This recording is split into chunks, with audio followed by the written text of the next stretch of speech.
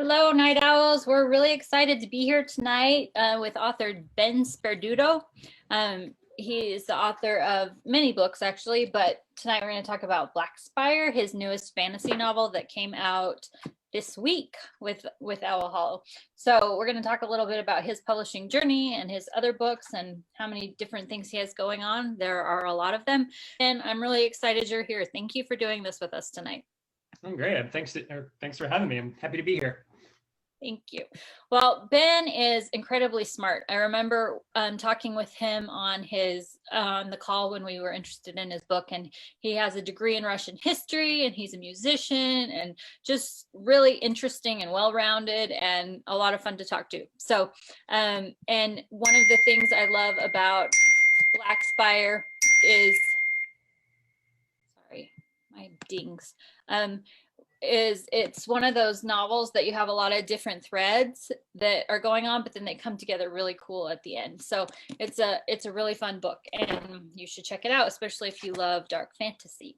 So Ben, let's jump in. I'd love to start with you telling us a bit about yourself, kind of where you are right now and how you're surviving 2020. Yeah, I guess it's I'm just trying to find ways to stay kind of like busy and engaged from a creative standpoint. I think I'm definitely finding that I do better when I'm always working on something. Kind of I felt like kind of the last like few weeks, sort of in the lead up to the book release, it's been, I'm either like trying to figure out some promotional thing or working on some other project, and like just going from one thing to the next and one thing to the next. And there's kind of this momentum that I get build up, which is really helpful. Yeah, because it's really easy to get kind of bogged down, and because I haven't really been much of anywhere this year. I'm fortunate enough to have a job where I can work from home, so I've been doing that since March, and then I haven't eaten at a restaurant or gone out to any place since like March. Like I ordered something from a Chipotle. I think like that was about the extent of it. But yeah, it's been a weird year, I would say. Yeah, I feel like all of us who are introverts are finally getting what we wanted, and we're like, oh wait, never mind, that's not as great as I thought. It's like, no, not like this. Exactly. Exactly. Well, I'm glad you're staying busy. That's awesome. So kind of going along with that, I'd love to know your history as an author, what you've worked on before, and kind of how you got to this point. Yeah, so I started writing short stories for the most part. That was kind of the first, I guess, toe dipped into trying to get stuff published. I think like a lot of people, I have a whole like crate full of notebooks of unfinished novels, and this sort of thing that I've been working on in high school or college or something like that. And of course, never finished any of it. And then shifted over to writing short stories because then I could actually finish something. And so that kind of helped me learn a lot about narrative structure, and it enabled me to work out a lot of my bad habits because I had I had read way too much like H.P. Lovecraft at far too impressionable of an age. So like I'm using like the 35 syllable words whenever possible, and it's just like, we don't need any of this. We need fewer adjectives. You can trim all that back. So I'd been doing a lot of short stories, and then I took a break from writing for a couple of years and went to grad school.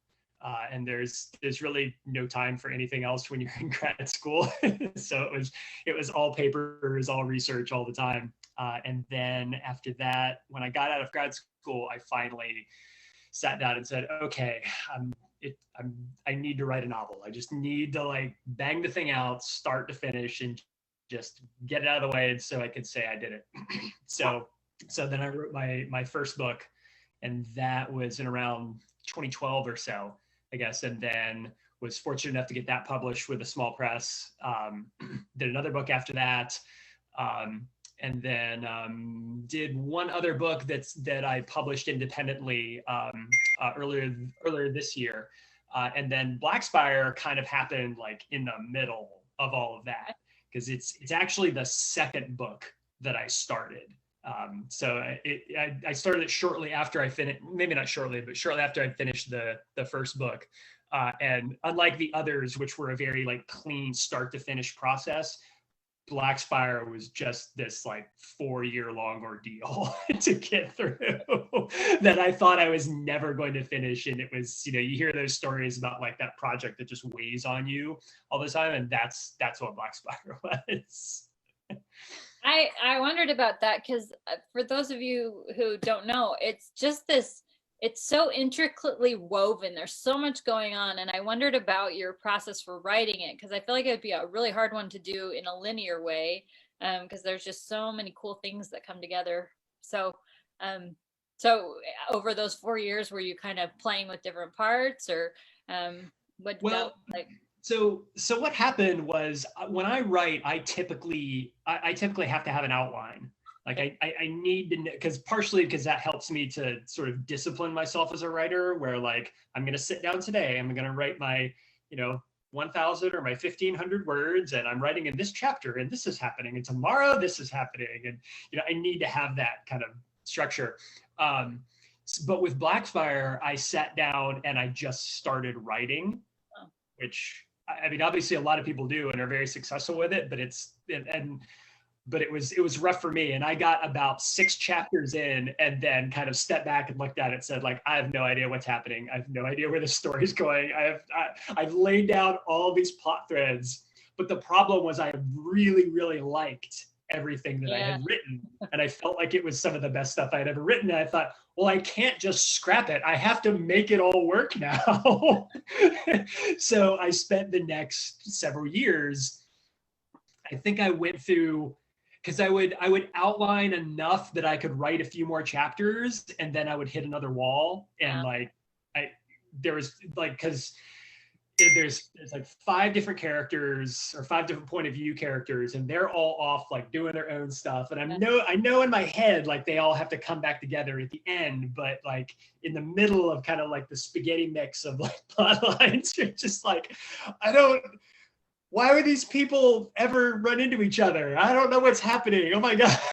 So I probably went through about somewhere between 30 and 40 versions of the outline. Oh my goodness. Before, and not all of them got to the end. Like probably only about like 7 or 8 of those actually got to the end of the book and were like, it's workable. And then some I just scrapped, and like, so it could have been a very different book if I had gone with some of those other outlines. Wow, that's fascinating. It feels so tightly crafted that's surprising that was kind of that it wasn't as planned out as I would have expected. Darby says, the famous collection of drawer manuscripts. I think all authors have those. Emily Day says, I love hearing writers' different journeys to publication. So that's super fun. Candace says, what a relief to finally hold Blackspire in your hands then. Yes. I'm so glad it finally exists. Yeah. Do you feel more connected to any book over another, or do they all have kind of a different place? Oh, that's interesting. I would say this one probably feels a little more personal, just because I lived with it for so long. The book that I released earlier this year, it's called Changelings of the Dark Earth. That book is important because it's very connected to my daughter, because I kind of pitched the idea to her. Oh, you're muted, Ben. Sorry. You were on mute.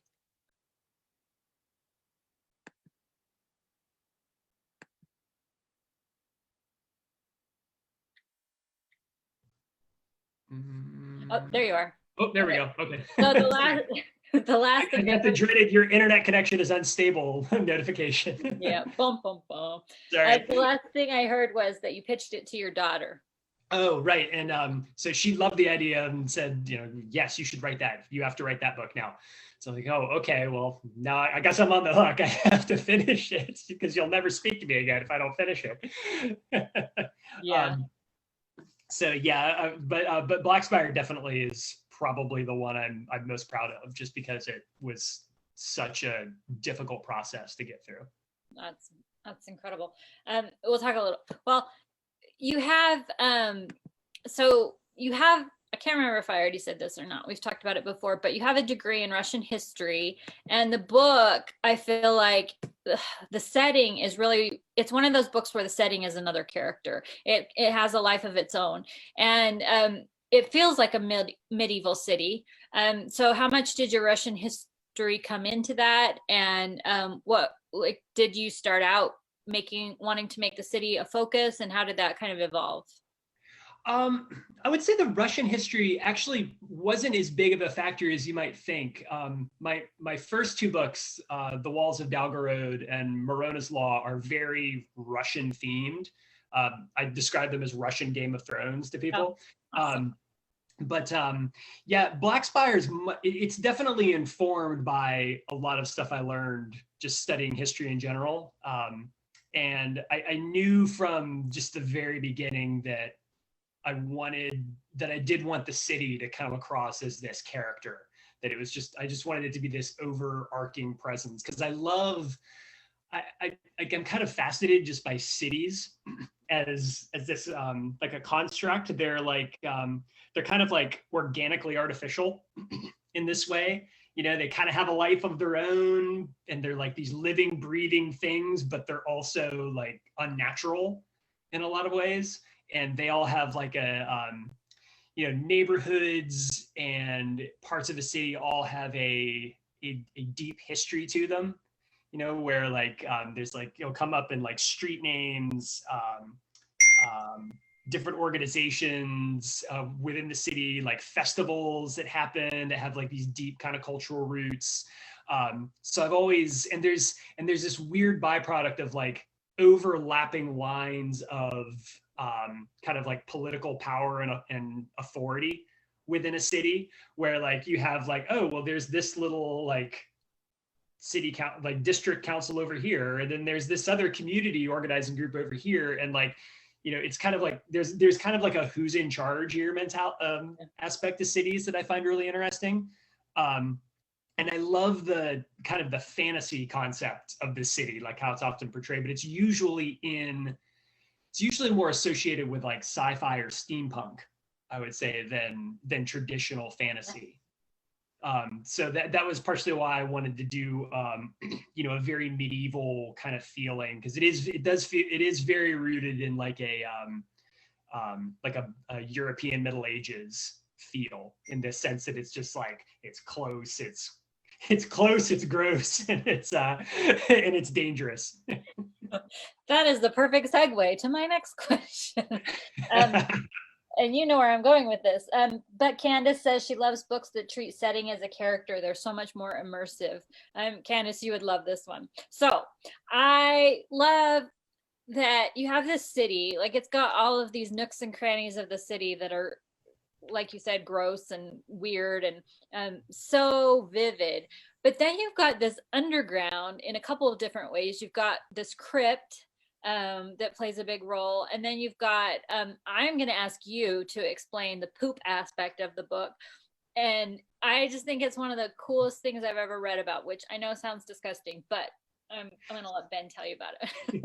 So the first character we really meet in the book is this guy named Gristle, and which, the name is chosen just because of the connotation of like, it's like you just read the name, you're like, ah, God. And his job is he belongs to a guild called the Spaders Guild, who is responsible for shoveling all the waste out of the streets.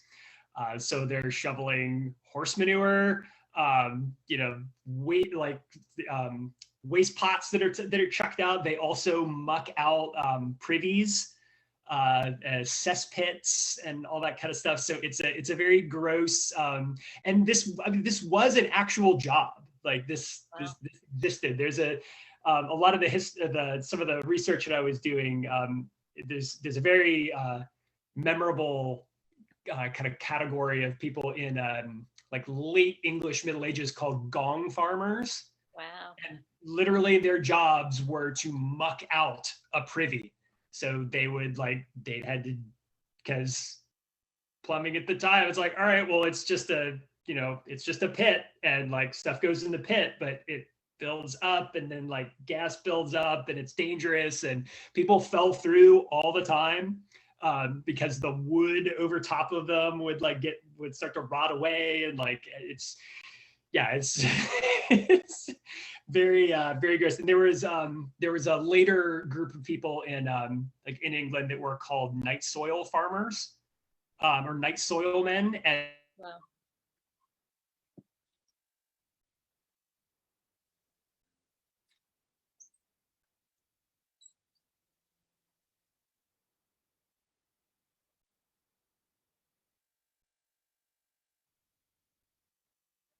it's cleaned out from all of the. Oh, did I lose you again?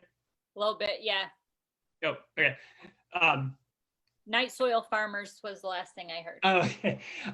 But in medieval England, or in Victorian England, there was there was just this army of like public service workers who went through, and they had to like shovel out the streets from all the horse manure. It was left down there because, like, you don't think about how much a horse poops, but a horse poops like 35 pounds a day or something like that. So it adds up real quick. But yes, so and part of the reason why that's kind of the first thing you run into in the book is one of my friends, a criticism that he leveled at my first book was, you really don't talk about smell. Which is fair, because I didn't talk about smell that much. He's like, smell is a very vivid sense. It's something people will really connect with, and like it really puts you there in a place. And I thought, all right, well, I guess I really need to lean into smell a little bit. You way overcorrected on that one. Well, and there's a bit of I guess I would say a bit of a symbolism with it too, because I deliberately wanted to have a fantasy story where the characters were these very kind of humble, kind of working class people. I didn't want to have these very like kind of like heroic in the sense of like, oh, I'm the soldier. I didn't want people to look at the character and say like, oh, this is like this Dungeons and Dragons class, or something like that. So that was kind of where I landed on. And then there was a lot of time spent in the thesaurus finding different descriptions of waste, of odor. I was gonna say, like, it's a gross topic, but I feel like you almost made it poetic. It was so well written that I was like, oh, this is gross, but I can't stop reading. Like, just really well done. Well, thanks, I think. Well, you have to read it. I guess my point was just how he's got these really distinct subsets of this big interesting city anyway, and so just the world building is incredible, and I think you did a really good job with your thesaurus because it didn't feel repetitive. It felt really immersive, and it's gross to say that about poop. I mean, fortunately, it's one of those things that like you only kind of have to establish it a little bit, and then it goes a long way. Yeah. So it's kind of I'm like dumping the bucket of water on someone, and then like they just remember, it's like, okay, this guy shovels poop. Got it. Yes. Oh, Hannah says there's the smell of burning flesh too. So many smells in this book. Yeah, so much. And Darby says smell is one of my favorite things to include. So that's fun that you leaned all the way in on that one. Yep. Anyway, I just think it's so well done. Okay, so you've talked a little bit about your lack of planning for this book and how it all came together. I wondered, I always compare it when we're talking about To a Tale of Two Cities, because I feel like it's the same feel of the kind of a dark and messy city, and then you have these separate, very distinct characters, but then it kind of is woven together in this really cool web. And I love that book, and this reminds me a lot of that and the way it comes together. So you've talked about how that was kind of a mess to create. Was there anything that surprised you or excited you or came out of it that you didn't anticipate? Yeah, I think one of the biggest things was, I part of the way that I had to end up solving this like, mess of or tangled mess of a plot was I actually had to go back to the beginning of the book and introduce a completely new character, fairly late in the process, and because I needed somebody else who could kind of like step in and like fill this other like kind of nebulous role that was floating through the book at the time. And that really brought everything together. And once I had that character in, everything sort of like locked into place. Am I allowed to ask who that is? You can. It's Ember. Oh, Ember wow. Brandon, the member of the Assembly of Notables. Okay, interesting, because they all seem like they belong there. So none yeah, of them. He was, and he actually, I think he might have actually ended up being.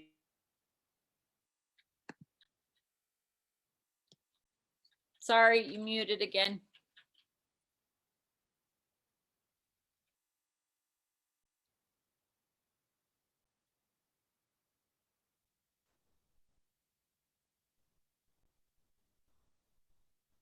Hello? Oh, there you are. Oh, He there. actually ended up being what? I think he might have ended up being my favorite character, actually. Oh, interesting. I'm gonna try moving into another room. Maybe it'll be closer to the router. Sorry. That's interesting. I would not have guessed that he was a latecomer to the party. Well, that's good. I'm glad he he didn't stand out too much. Yeah. Okay. So because you've talked about, like, when you just talked about all of the people in history who've actually had this profession, and like, it sounds like you've done a lot of research. So I'm interested, for this book specifically, how much research did you do? And is that different from other books, or how did that play out?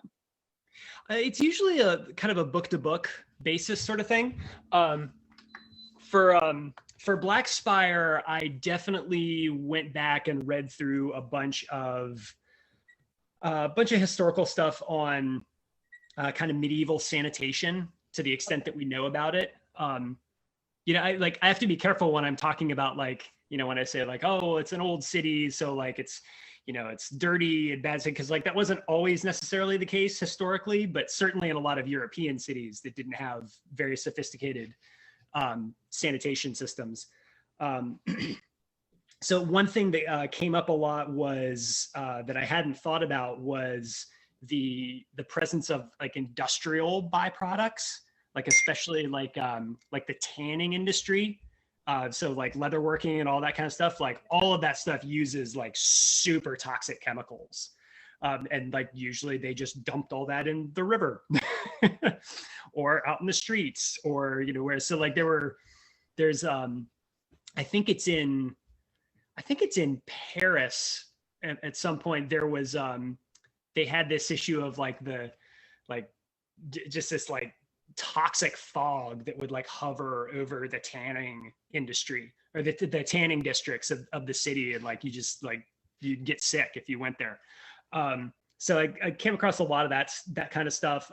Butchers were another profession that was kind of notorious for bad sanitation issues, which yeah, again, in historical research, I really want to know who the first person that came up with sausage was, because like once you learn like what sausage is, you're like, who was the first person that had that idea? And why did it seem like a good one? Well, and because one of the sources I remember using a lot was there used to be this show on I think it was on the BBC called Filthy Cities, and there were only a few episodes of it, and it was this guy who was a historian, and it's like your typical like TV history show where like sometimes the history ventures a little more into the sensationalism than like reality, Right. but it was very vivid. and he kind of walked through like, what did the streets of medieval London smell like? And so like they went back and found out what would have been in the streets, and like they actually mix up whatever the ingredients were. So that was another thing that I read up on quite a bit. And then I mean, I guess another big source would have been kind of a lot of stuff that I already had read a lot about from grad school, which would have been those kind of like political institutions that exist in cities.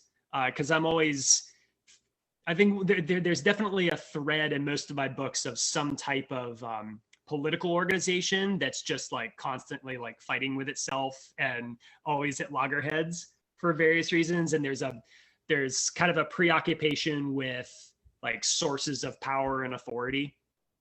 So I think that was definitely something that I wanted to bring through, because I thought one of the things that I wanted to drive home about Blackspire was, or the city itself, is this idea that it's so big and so vast that it actually is ungovernable, and like no one's really in charge. Someone might be in charge in name, but what is their ability to actually?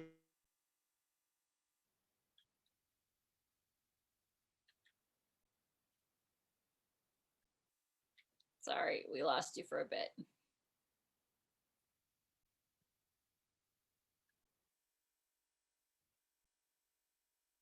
Let me Lose again. Oh, there you go. Okay. We had such a good connection earlier. I was feeling it. You were saying, what was their ability to enforce what? Yeah, what was the ability to actually enforce your authority, and what legitimacy do you have in the eyes of other actors kind of on the political landscape? Because there's a lot of, I mean, you see this a lot throughout history where there's someone who they might technically be in charge, but does anyone actually recognize their right to kind of wield that power? And do they have the power to actually get their goals accomplished?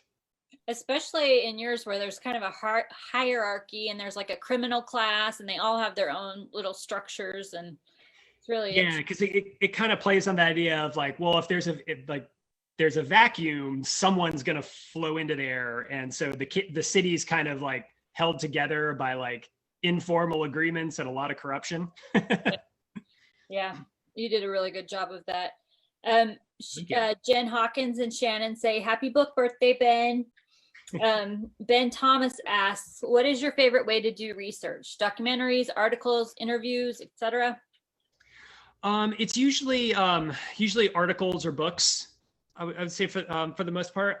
It's funny, I'm actually in kind of like I'm realizing now I need to kind of do a deep dive here on some more research sometime in the next year, because it's interesting how like in like the field of history, you'd think like, well, it's history, like what changes? Like, well, actually everything changes, because we're constantly adjusting our interpretation of things and revisiting things that we thought we knew, and reconceptualizing it. So I'm getting to a point now where I've been out of grad school long enough where a lot of the things that I had kind of learned and internalized have been superseded by new understandings of this of the historical record and of the data. So I'm recognizing that I kind of need to go back now and figure out, it's like, oh, well, what do we think was the case that now we think differently on?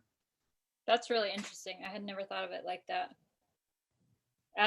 Hannah asks, was the demise of a certain favorite character a surprise? The circumstances of it, I would say. It's funny that if you go back and read different versions of the plot previously, you'll find I think multiple people had were going to die in multiple different ways, and before things ended up happening the way they ended up happening. But usually, I would say usually like when I know there's a point where you kind of know that a character is going to die, and that, or that they, I guess the better way of saying it is you recognize that a character needs to die in order to serve the story, and then Yeah. it's kind of building up to that, because you can, I guess there's kind of like the two ways to do it. There's either you see it coming, and if the reader is in a place where they can think more than like 2 or 3 scenes ahead, they're like, oh well, I can tell where this is going to go. And then there's the opposite route of just the where it comes out of nowhere. Both of which could be pretty effective, I think. Yeah, I agree. Really interesting. If you haven't checked out Ben's blog, he has a really great blog, and he has a couple of posts about the city and the genre that I found really interesting if you're you're into fantasy and that world building aspect. But one of the things that's really fascinating about Blackspire is kind of a complicated genre, and you wrote a blog post about that. So I'm interested if you could tell us a little bit about that and where you decided it falls, and why it was so complicated. Yeah, it's tough. I still haven't landed on a good way of describing it to people, just because I do feel like it's fairly atypical. Like I mentioned earlier, I described one of my other books as Russian Game of Thrones. That's pretty simple. The other one is like, oh, it's post-apocalypse, but with fairies and cyborgs. Like, okay, that's pretty easy.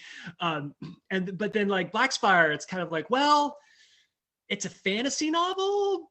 It's a dark fantasy novel, certainly. I would call it urban fantasy, but that's typically modern. So it's like dark urban medieval fantasy, but is that really a genre? I don't know. So and I feel like it does a lot of it does a lot of, all the characters are kind of like, I guess, atypical fantasy characters. Where like, you're used to seeing like people that fall into like certain kind of expected archetypes in the genre. And like, I've got a guy that cleans the streets. I've got an undertaker. It's kind of like a weird, like motley cast of people, which is one of the things I love about it, because they all feel very like kind of normal, and well, I mean, not normal, but they feel very like relatable.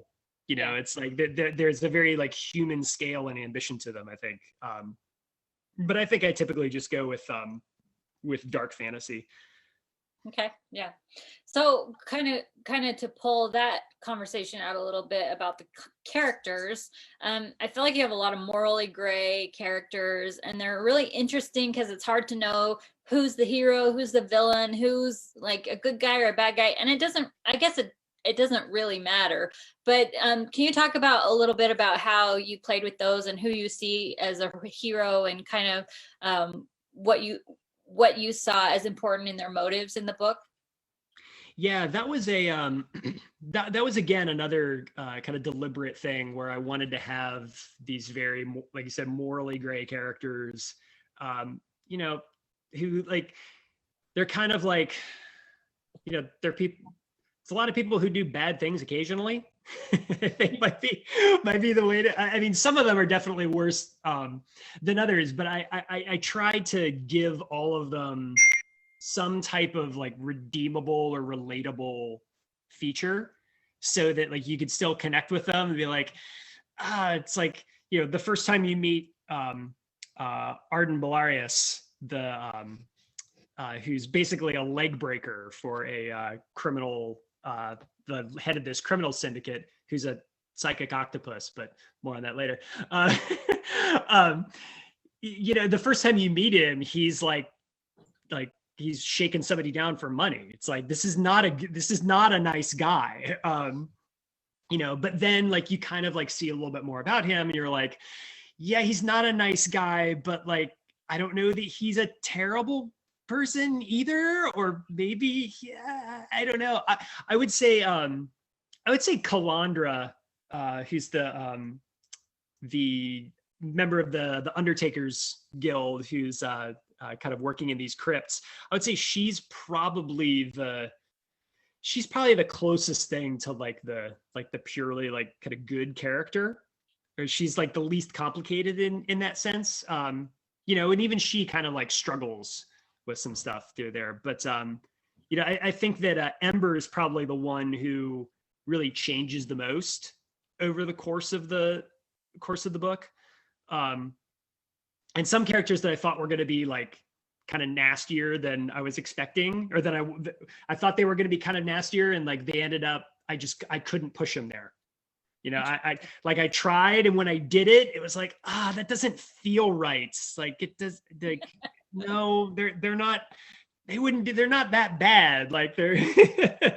So, weirdly, as much as I tried to like make some of them as like terrible as possible, I think, I ended up kind of like liking all of them. Well, you did a good job making them likable, and they're all, like you said, relatable. They just live in a really hard environment, and you can see why they make the choices they make, even if they're not like good people choices. So you did a really good job with that. Oh, thanks. And Hannah says, I love the motley cast. So it is a motley cast. The way they come together is so interesting. And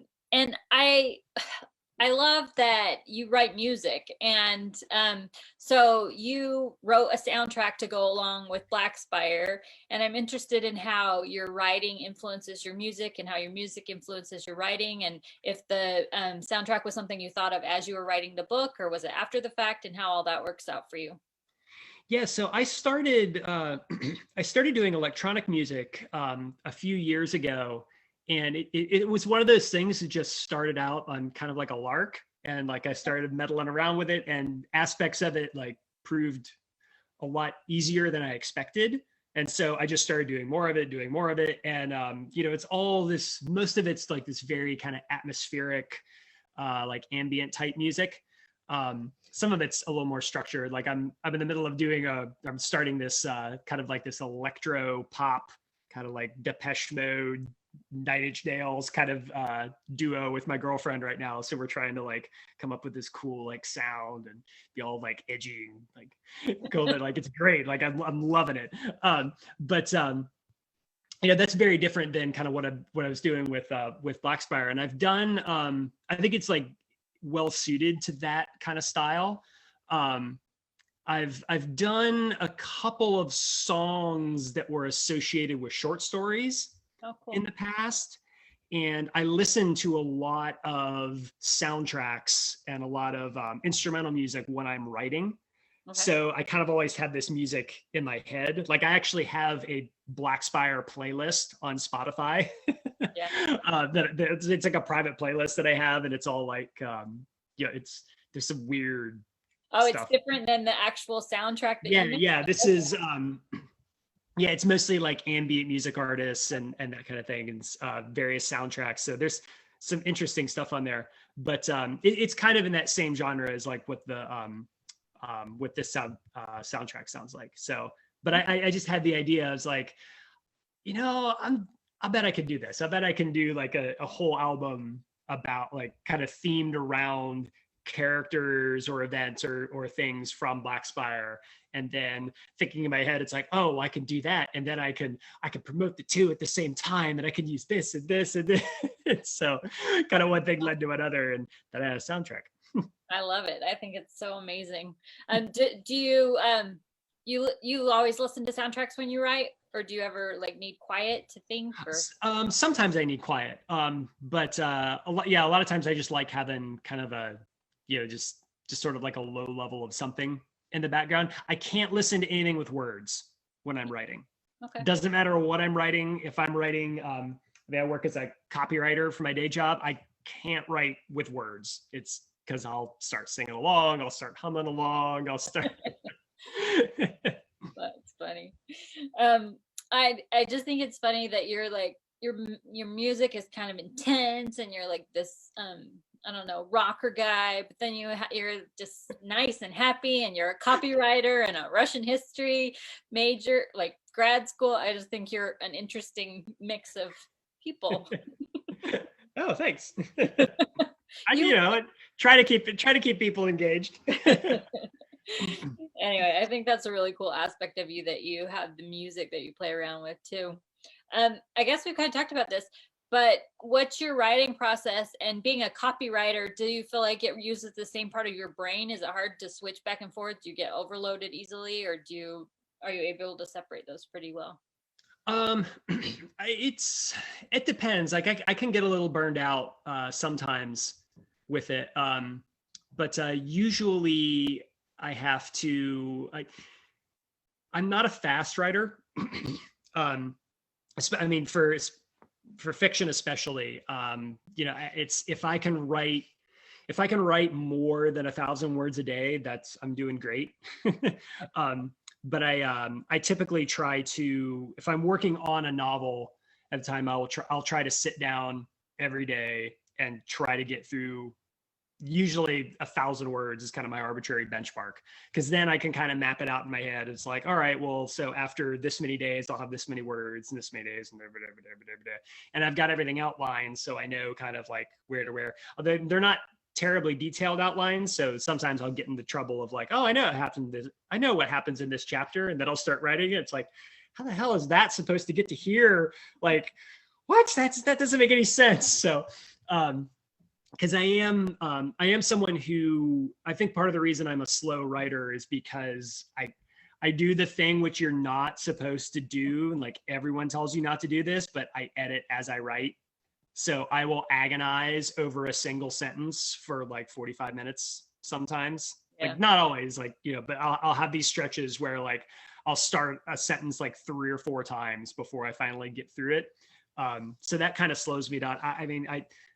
I like to think it saves me some time on the back end, because I don't typically have to do as much rewriting. Because the draft of Blackspire that I sent when I sent it in was I had gone through and edited it for like proofread it for errors and stuff, but I hadn't done like any real like rewriting or whatever. Like there weren't like multiple drafts. It was kind of there was the draft. So it took 4 years. So that part, maybe not the best plan in the world, but yeah, typically I try to be very diligent about writing a little bit every day. Awesome. That's a great process. And I would suggest on our website, you can read a sample of Blackspire if you want to go check it out. But Ben, I think you're so talented. You just have this poetic way of writing. I think a lot of fantasy authors get into the purple prose and over explaining things, and you just have, I don't know, it's just very pretty. So whatever you do is working. So Jennifer Hawkins says mood music is great when drafting. And so she's got a Beatles book coming up. So you two are probably into music and have a lot to talk about. But do you have any advice for new writers or other writers who struggle? Any thoughts you have?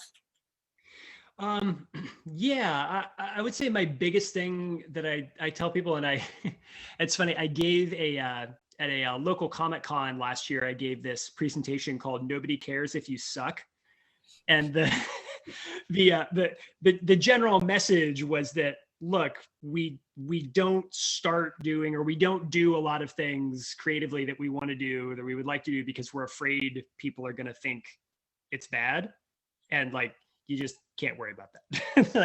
like because most of the time, like most of the time are not going to take the time and the energy out of their busy lives to think about how bad something you did was. Like they'll just look at it and be like, oh, that could have been better, and then they'll move on. Like they're not going to think less of you as a person. So yeah, it's that, and then kind of like related to that is like, if you're like 90% ready to do something, then just do it. Just start, because otherwise you'll talk yourself out of it. And if you get to the point where like you're 90% done with something, just swallow your pride and shove it out the door, rather than spending the next, whoever knows how long, like chasing like this state of perfection that you're just never going to get to. I love that. That's excellent advice. Really good advice. What are you working on now? Well, as I mentioned, I'm working on this music project with my girlfriend, which is really cool. and then I've the last few weeks I've I've been trying to put out some role-playing games that I've been working on for a while. Like I'm a big gamer in that sense. So I had a few different ideas that I've been kicking around for a while. So so I've put some of those together and put those out. And then I was working, I've taken a bit of a hiatus from it because I kind of burned out working on it. But I am working on the third book in my third and final book, kind of in my, I guess my original or my first fantasy series. Oh. So I'd written the 2 books, and then I just have to, like, it was originally going to be like a 5 or 6 book series. And then I looked at it, was like, I'm not writing 5 or 6 more of these books. It's just, that's crazy. So I kind of like crammed everything down into like 1 book, and I'm probably about halfway through.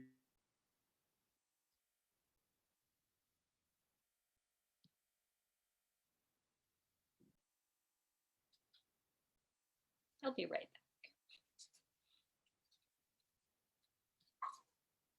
back. Uh-oh, did I lose you again? Yeah, you froze it halfway through. Halfway through something. something. Working on the 3rd book in my Russian fantasy series, so it's it should be done next year sometime. Awesome. And you're just putting those all out yourself, right, at this point?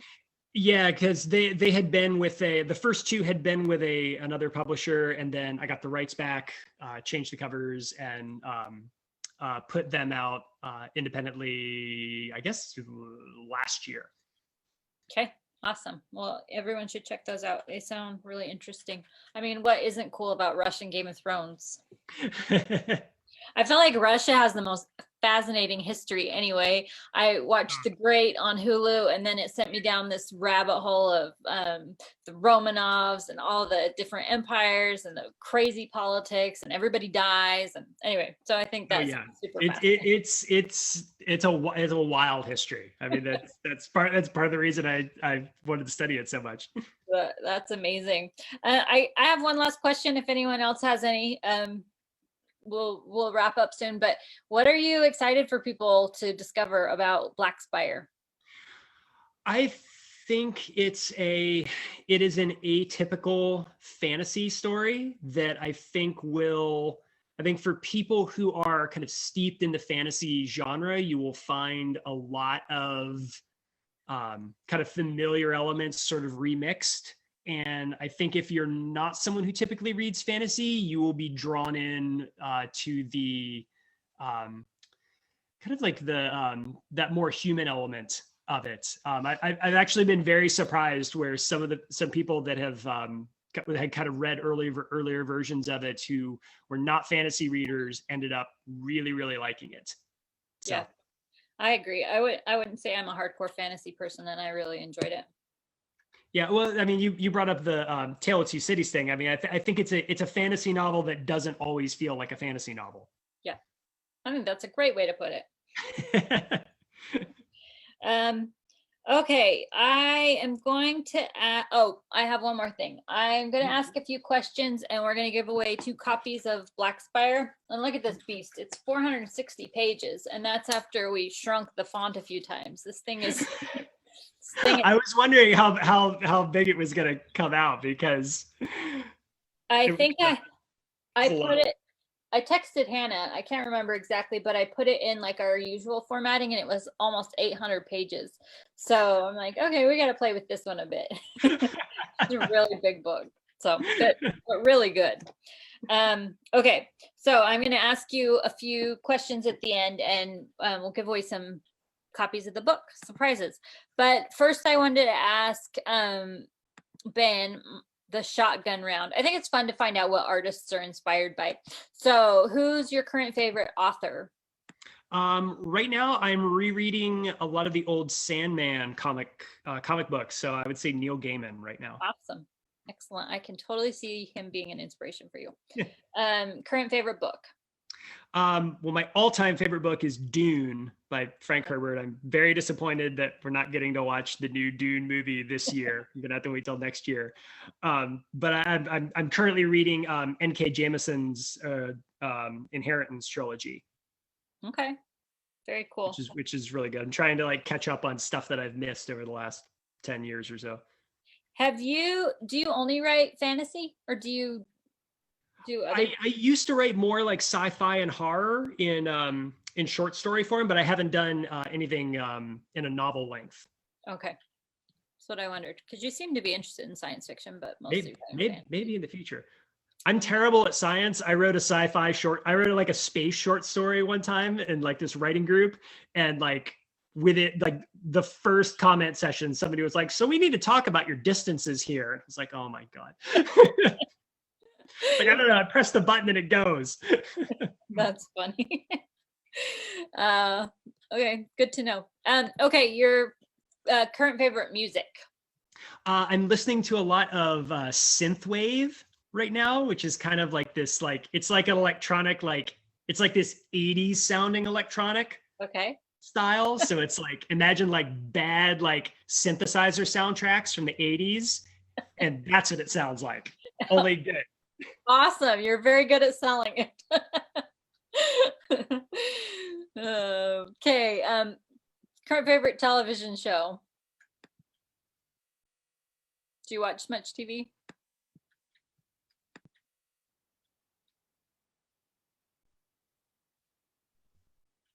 Hello? Okay, there you are. Oh, there we go. I just always know you'll come back. Current favorite television show? I didn't hear if you said anything. Current favorite, I would say, is I'm watching Doctor Who with my daughter right now. Oh. I've never actually watched the new Doctor Who, so new, like it started like 15 years ago, but so. Very cool. Thomas said, sorry, I lost my trait. Thomas says Chalamet. Is that a thing? I can't wait for Dune.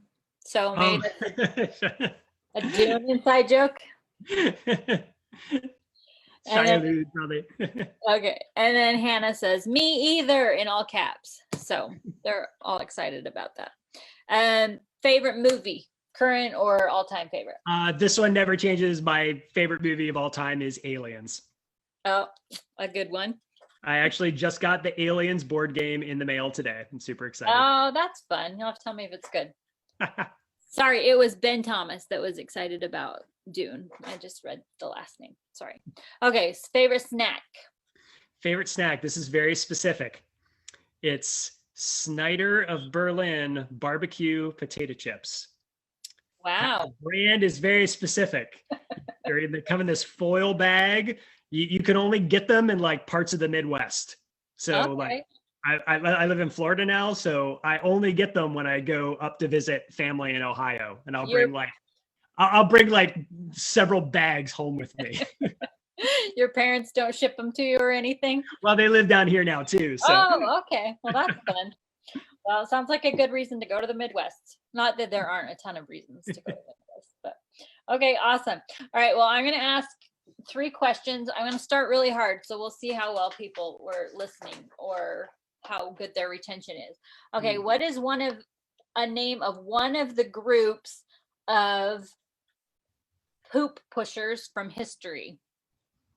Dung shovelers or muckers, whatever you want to call them. Ben said several, so what's one of them? Okay, we'll see if anyone gets that one. That's a good question. I'm excited to see if anyone remembers. Because I'm going to go do some research on this. I think it's bad. Okay, that's the first one. Carrie, let me know when somebody answers that. The second one is, which character was added after the fact? He said the name, and it's a distinctive name. So even if you haven't read it, what character was added to kind of bring all the characters together or all the storylines together? This is where we have like a little bit of a lull between our Zoom and their Facebook Live. So we get if our connection goes out again, we'll be fine. Yeah, exactly. You can take a break right now.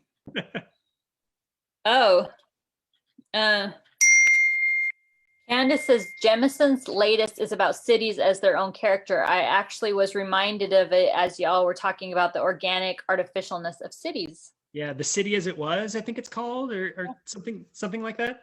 Yeah. Have you read that one? No, not yet. Not yet. It's on the list for sure. Close, Candace. He's one of the Candace's Gristle. He's one of the main characters. Yes, that is correct. He's not the one that was added after the fact. He was first, in fact. Yeah, he's interesting. Okay, so I'll give you one more question. I was pretty excited about these questions, but they're all pretty hard when I look at them. Which real city in history had an issue of toxic fog from butchers and tanners?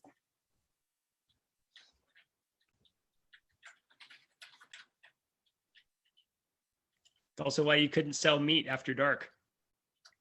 Why? What does that mean? Because that was when the butchers tried to sell you their rotten meat. Oh. Usually not the butchers. Usually it was people selling selling it secondhand. Oh, I think you probably know a lot of history I don't want to know, but it's really interesting. I think we've stumped everybody.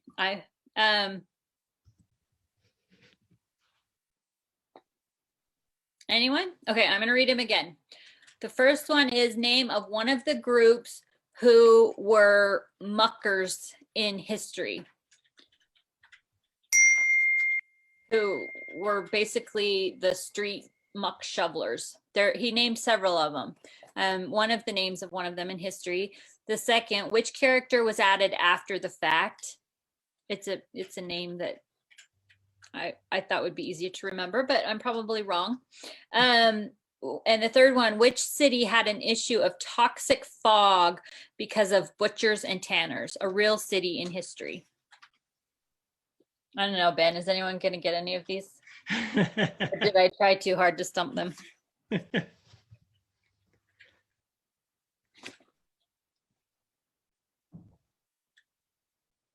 Anything else you want to tell us, Ben, while people try to remember? Oh.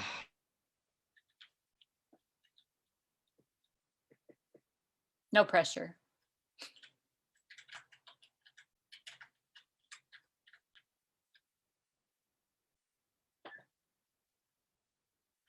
Here. Okay, there you are. Oh no. Finally happened. You have to say your final words again. No, I say it's super gratifying to have this book finally be here.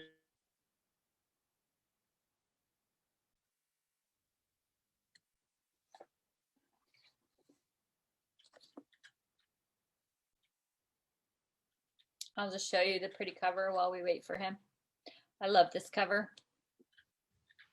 Oh yeah, the cover came out great. I was worried about the cover because I didn't know. It was like what do you do for the cover for this book? Yeah, we had a bunch of different artists put concepts, and we felt like this one just kind of nailed it. Kind of vague, but still, if you've read the book, you know what it all represents. Yeah, I love how it's kind of abstract, and I love how it's like, is it a sun? Is it an eye? Is it like, I love it. It's great. Super cool. Hannah says somewhere in France, and Ben says, is the city London? If those two had a baby, then maybe you would be right. You're close. One of you is closer than the other. It's true. Jennifer Hawkins says the cover is amazing. Thank you, Jennifer.